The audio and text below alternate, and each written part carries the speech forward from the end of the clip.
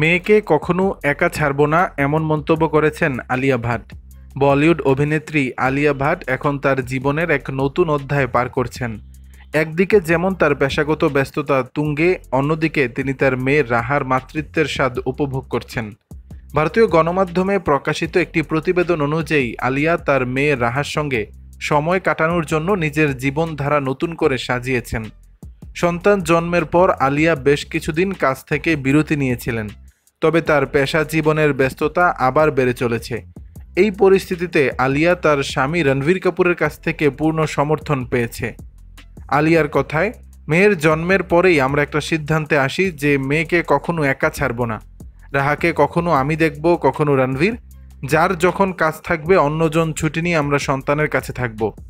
অভিনেত্রীর ভাষ্যে, আমরা দিনের পুরোটা সময় তার সঙ্গে থাকি, তবে রাহা নিজেও ব্যস্ত, ওর বিভিন্ন ক্লাস থাকে, দাদু দিদার কাছে যায়, খেলতে যায়।